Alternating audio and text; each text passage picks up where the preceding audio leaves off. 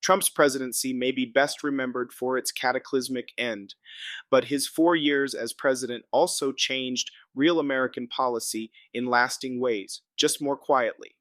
This is a recap of some of the ways Trump changed the country while in office, for better or worse.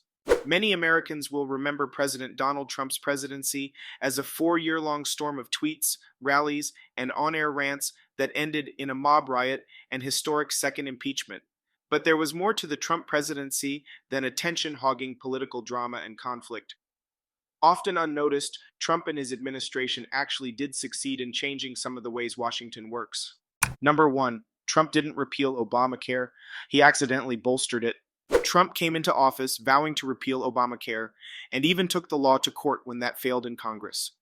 But his most significant imprint on the Affordable Care Act was an accidental boost that happened when he stumbled into pouring billions of extra federal dollars into subsidizing Americans' coverage.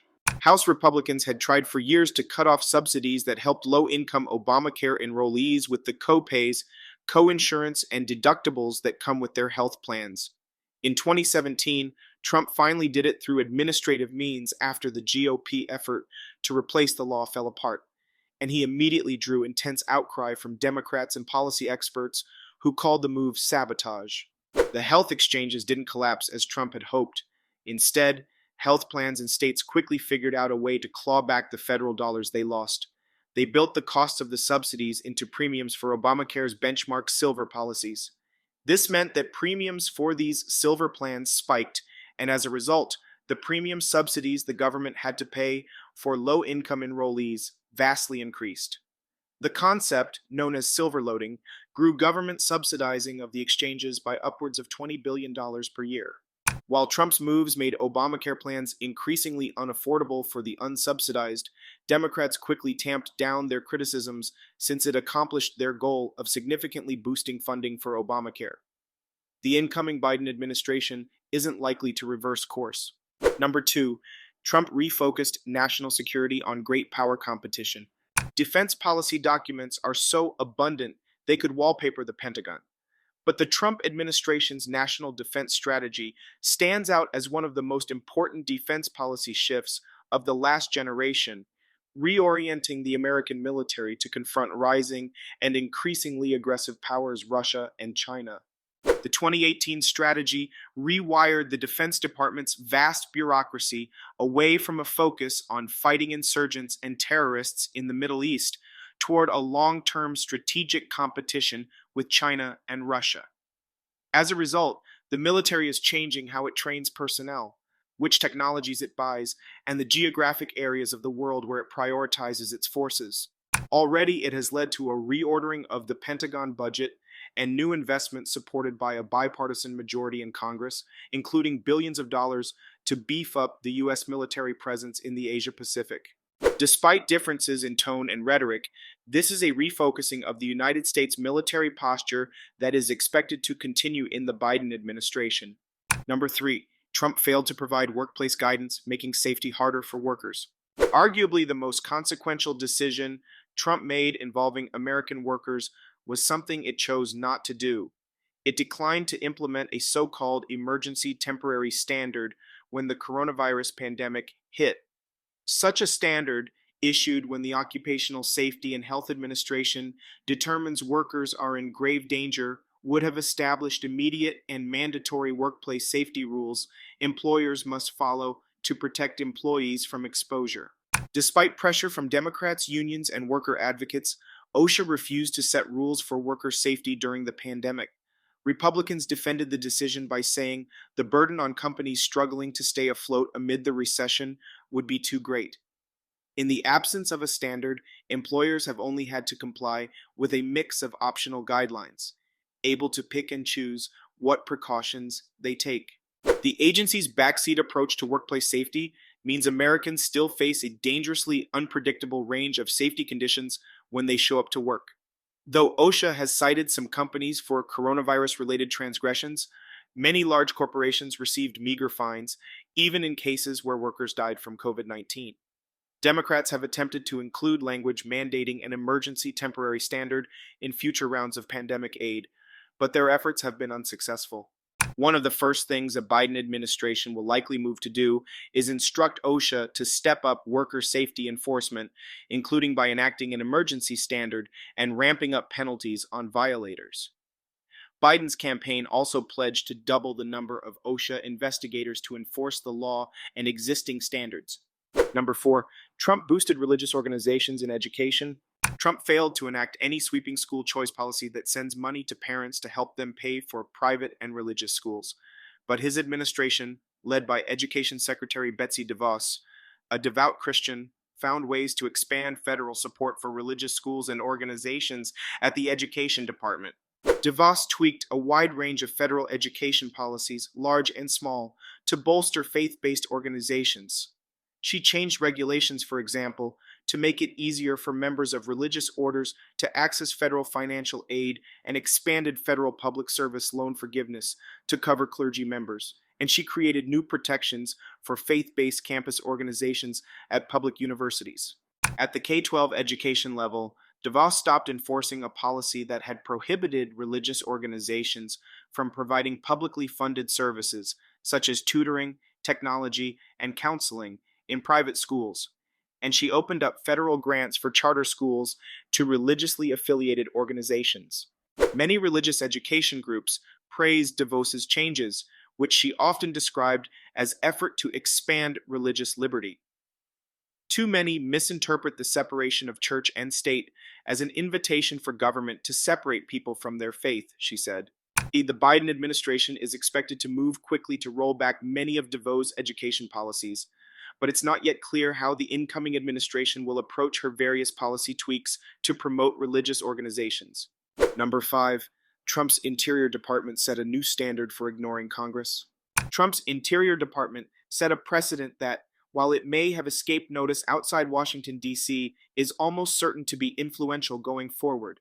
It stonewalled congressional oversight and got away with it. Interior Secretary David Bernhardt showed up for congressional hearings that decided the fate of the department's budget, but otherwise refused invitations from the House Natural Resources Committee to defend its policy actions under Trump. The attitude flowed down to sub-agency heads as well. Scott Angel, the administration's head of the Bureau of Safety and Environmental Enforcement, the office in charge of setting offshore drilling safety standards, told the committee he was too busy to answer the committee's request that he explain its practice of handing out waivers on regulation put in place in response to the Deepwater Horizon rig disaster.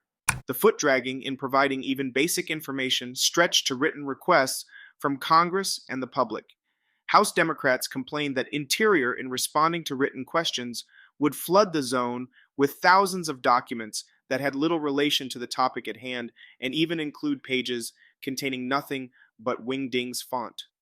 Interior was also sued by outside groups and subject to an internal watchdog audit over complaints it was slow walking public information requests. All in all, the agency got away with it. Democrats complained but never followed through on a subpoena threat. By the final 6 months of the Trump administration, Interior officials completely stopped attending House hearings meant to flag issues with the department. The behavior all but guarantees that future administrations will follow suit. Number 6, legal marijuana spreads across most of the country.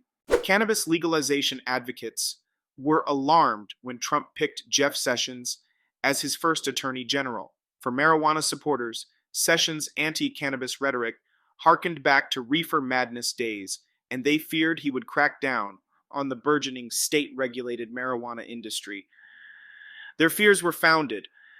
In January 2018, Sessions rescinded the Cole Memo, an Obama-era Justice Department guidance that called for deprioritizing marijuana enforcement.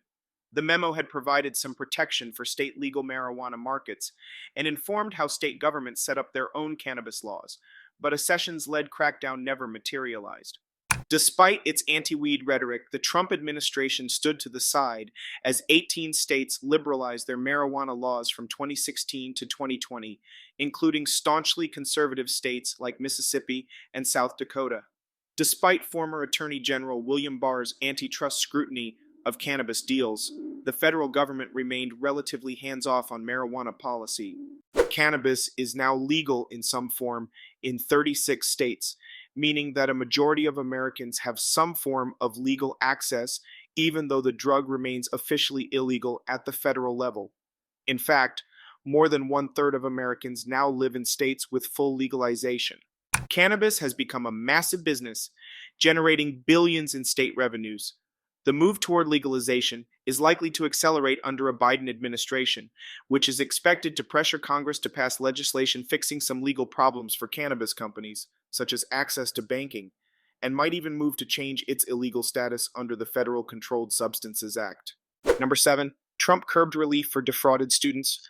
Trump dismantled Obama-era policies that were designed to curb abuses by for-profit colleges, including rules designed to make it easier for borrowers to obtain loan forgiveness if they were cheated or duped by their college.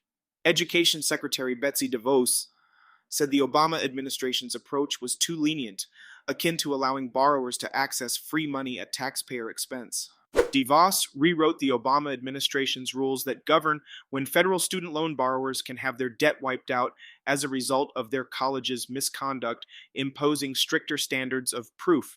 She also required the Education Department to provide only partial loan relief in many cases, a departure from the Obama administration's policy of providing full loan forgiveness.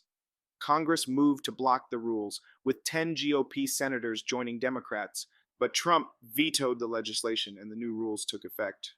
Borrowers seeking to have their loans wiped out because of the misconduct of their college, such as misleading or deceiving students about their job prospects, will have a tougher time proving their claims. The Education Department estimates that the Trump policy will reduce federal loan forgiveness by hundreds of millions of dollars each year. Biden has already committed to swiftly reversing Trump's changes to the rules, which are known as borrower defense to repayment. But he's facing pressure from progressives to go further and provide sweeping debt cancellations to all borrowers, regardless of whether they were defrauded. Number 8. Trump made it easier to prosecute financial crimes like money laundering. The Trump administration played a major but little noticed role in pushing Congress to enact the most sweeping overhaul of financial crime safeguards in decades, measures intended to stop money flowing to terrorists, drug traffickers, and other wrongdoers. The legislation made its way into the National Defense Authorization Act, historically a must-pass bill each year. Treasury Secretary Steven Mnuchin personally negotiated the anti-money laundering safeguards with Republicans and Democrats who crafted the deal. The new law would require millions of business entities to report their true owners, puncturing the veil of anonymity that shell companies give to money launderers and tax evaders, and making it easier for prosecutors to literally follow the money. The information businesses report to the Treasury Department would be accessible to law enforcement agencies that would have an unprecedented tool to investigate shell companies. Banks, which are responsible for policing criminal activity by their customers, would also be able to tap into the database. Criminals will keep finding ways to operate in the shadows, but the new disclosure rules could give law enforcement leverage over their frontmen and may make it harder for bad guys to find lawyers willing to help hide their money because of the new paper trail. Number 9, Trump shrank the food safety net a lot.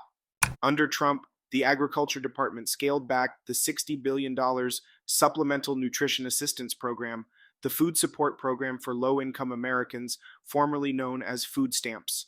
The administration said it wanted to cut back on waste and save money within the program.